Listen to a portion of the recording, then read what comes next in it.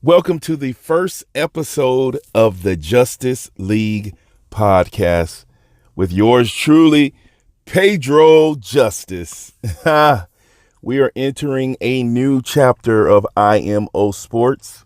We are adding a podcast because basically I like to discuss things. I like to be analytical. I like to give my opinion on things and go in detail. But sometimes on the videos, in order to get the videos where we're touching on so many different topics, you can't be as detailed as you want to be. So therefore, on the podcast, as time goes on, I'll be more detailed on certain things, and certain things I won't. It'll be a mixture. We'll enjoy, because basically the motto of IMO Sports is it's boxing, it's sports, it's entertainment. So on the Justice League podcast, we will discuss at least 5 different topics, along with other things, and things will branch off and stories will happen and all these things like that. But the whole point is, in order to connect with my audience, people who support me, follow me, people who are interested in my perspective on things, because I like to be fair. I don't have to agree with what you're saying or even agree with your point, but if you're able to express it in a way where I can see where you're coming from, then I'm more willing to say, you know what? I don't necessarily agree with that, but I see what you're saying. I see how you came to that conclusion.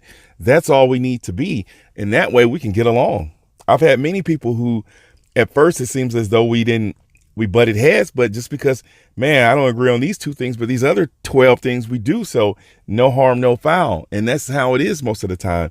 You're never going to agree 100% with anybody, because then that gets creepy at times. But there are people who share a portion of the perspective that you have on things more often than not.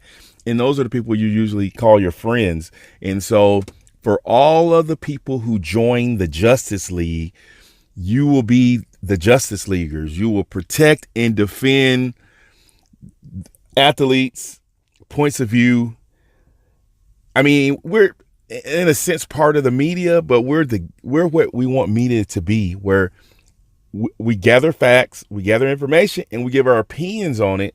Doesn't mean it's always etched in stone. It just means I'm giving you my opinion based off of the information that I have received. So on this first episode of the Justice League podcast, we will discuss only one topic, or we'll just go along with a couple of things. Like for instance, it's reports that Manny Pacquiao and Keith Thurman are fighting on July 20th. So they're fighting on July 20th. Are you excited about that? Are you not excited about that? Oh, yeah. And the other thing is, the Justice League podcast will sometimes have co-hosts, people that have opinions, and we'll see whether or not I have a good friend. We agree and disagree, and agree to disagree on different subjects. Like, we come at it at different angles. So he may be joining the podcast if we get times, so that I'll just do them on my own, because that way I can do them anytime I want. I'm not constricted to time restraints. But we'll have like designated times where, like, maybe Tuesday, or it'll every Monday, every Tuesday, or every Wednesday, one of those days you'll hear episode from us together, maybe. So, and then therefore you can see how the dynamics of our relationship as it relates to talking about sports.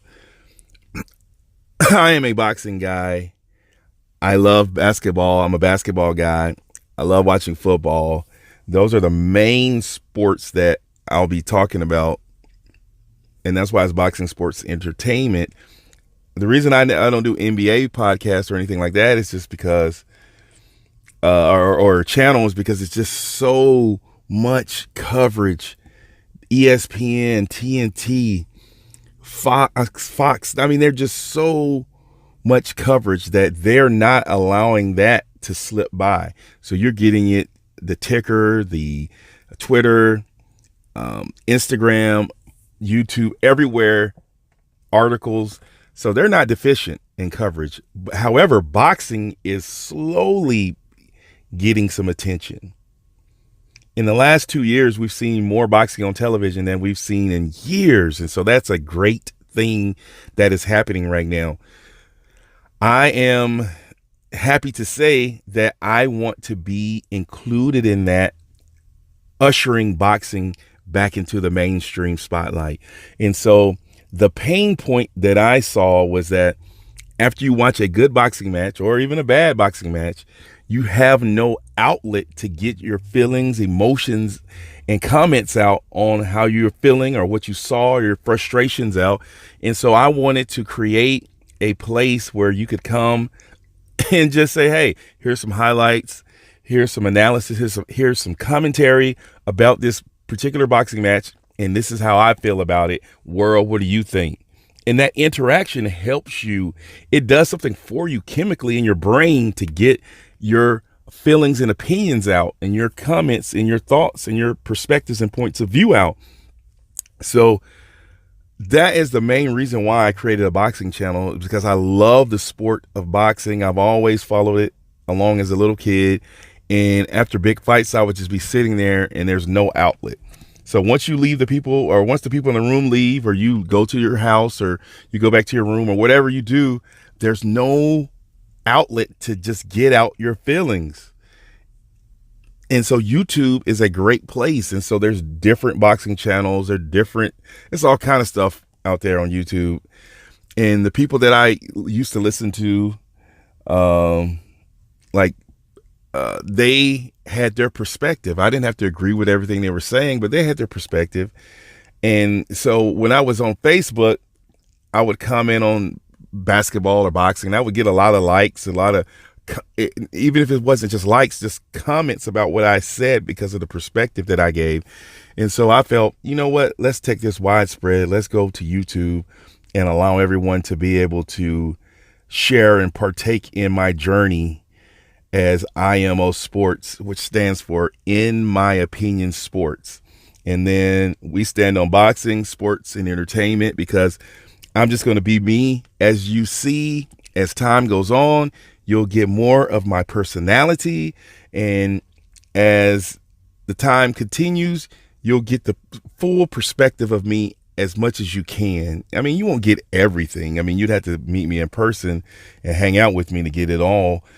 Because in a sense, once the red light goes off, or once it's on or whatever, you're on. And so all this creativity, all of these thoughts, they're fighting to get out. And then they come out sometimes in comical ways. And I don't script anything. I just go with what I'm feeling. And so I know a lot about boxing. I might not know the exact name of the combination that was thrown, like the 1, 2, 3, 4, the one, all those names. When they say do this, do A, do, I don't know that, but I know what I see, and I can tell you what you should be doing and why you didn't do that there. I can do that. I can break boxing down in that manner. I might not know all the terms and things like that, but I know. And then you get a sense about a person, like, he needs to fight someone else because this person was able to bring something out of him.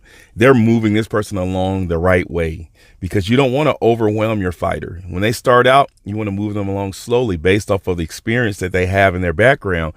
And casual fans don't understand that. Lomachenko, his path in boxing is unusual. It is not the norm. It is not the way it normally goes, but he had over 300 something amateur fights. So in a sense, when he's in the World Boxing Series, that in that form, it was almost like professional pretty much. So he got all the training, got all the fights he needed. So once he turned pro for the world, in a sense, he was just like, okay, what's up next? Title fights for me, because I've done everything I could in amateur and semi-professional amateur bouts. So that's not the norm. So if you're casual, you may not understand that's not the norm. The norm is to get a prospect, a person that's won Golden Glove, nationals and local and national titles, and a person that may not have, but is just really good in the gym, and you get with them, you work with them, and they start doing amateur bouts, and they start sparring a lot and doing the amateur bouts, and you're just going along, and I see something in this person. I'm going to try to get him to do this, or we can get to this level at least. And then it's according, and it's up to that person to be special. And then some guys are just gifted, and it's just keeping them focused on their craft and being dedicated to what they need to do. And then you go forth with a career, and you slowly build them up. And so that's why you could be 15 to 20 wins in, not fighting all the opposition, but your 20th fight should not be the same as your first fight, at least.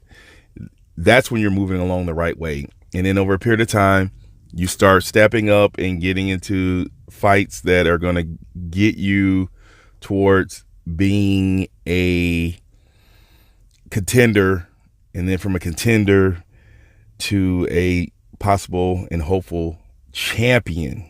And that's the goal. And there's sanctioning fees. There's a whole lot of stuff going on with that. But you want to make sure you have a good team around you that can help train you and teach you the things you need, give you great strategies. You have to have natural talents and abilities that go along with that. You need a good strength and conditioning coach or team and a nutritionist and all these things, so that way you can execute what it is the plan is. And that's the thing about it. You don't want to lack in any of those areas, because when all of those areas come together, guess what? Now you're at your full abilities, you're at your full capabilities. So I said all that to say this. I love boxing.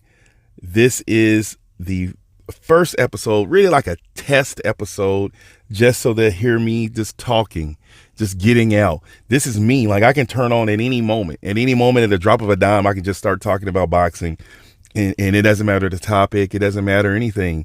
Manny Pacquiao is 40 years old. Do we want to continue to see him fighting?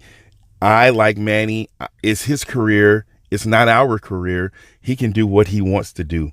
In reality, that's the answer for that.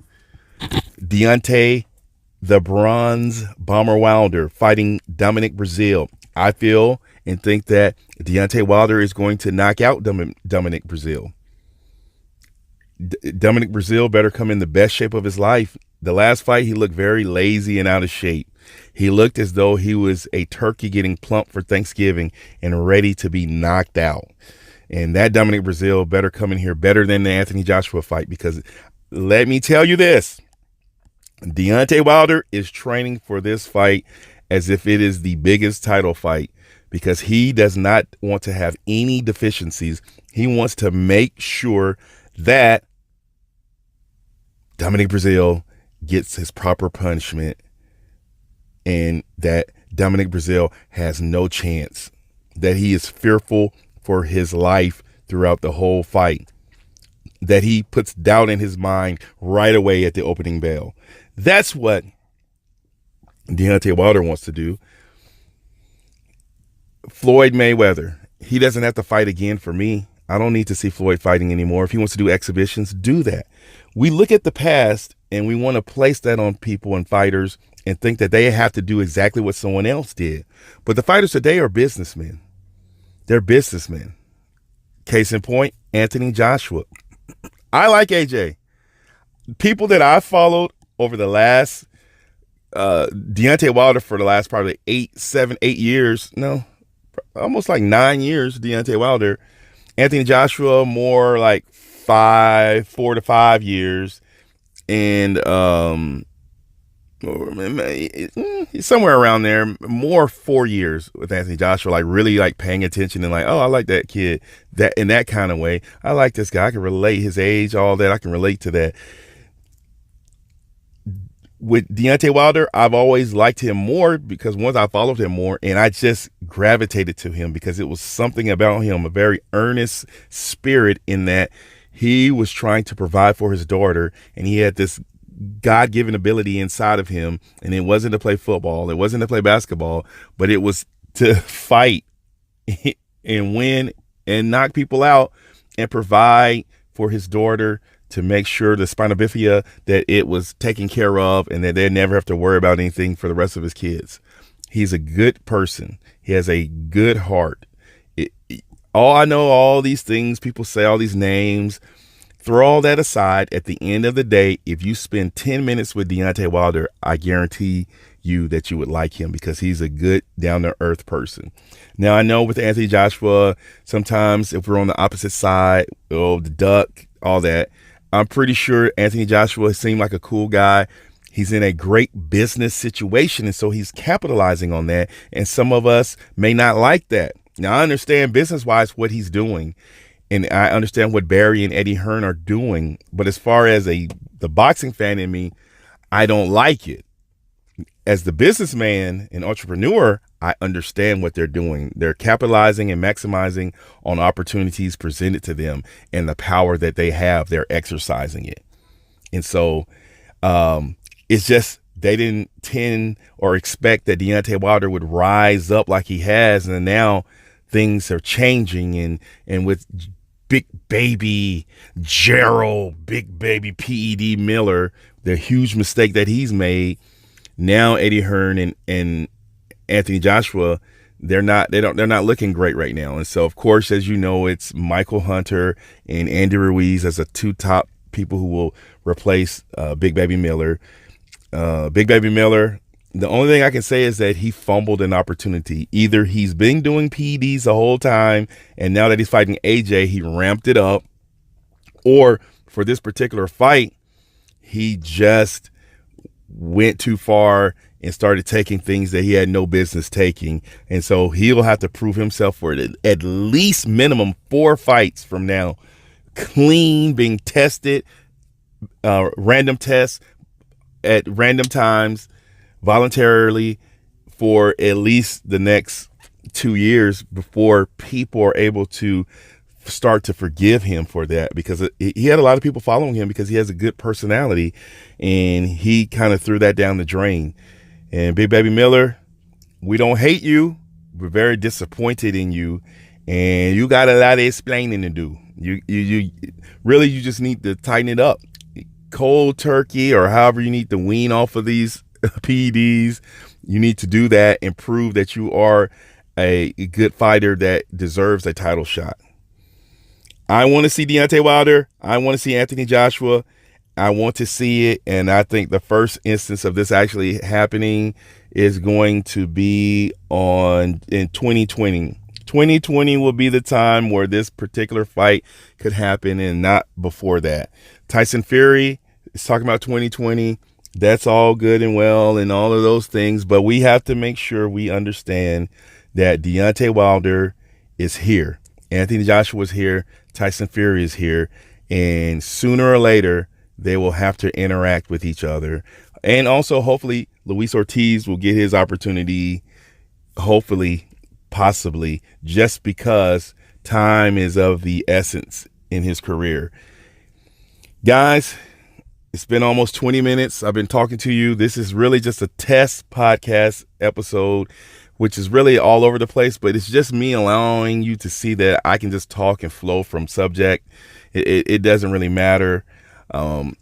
As time goes on, when we actually do the podcast, we'll probably put in a format, maybe. I just like being free, just talking. I don't like to be so restricted, because that's just like a regular job. You're just so restricted at times.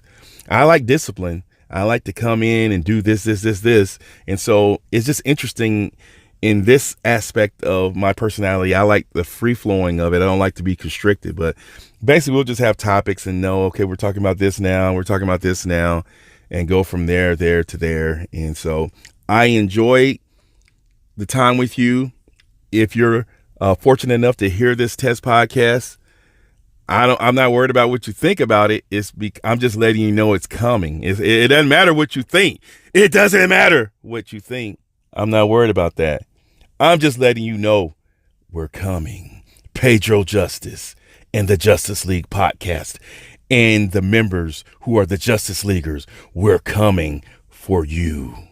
Let me know what you think. Until next time, you know who it is. It's Pedro Justice.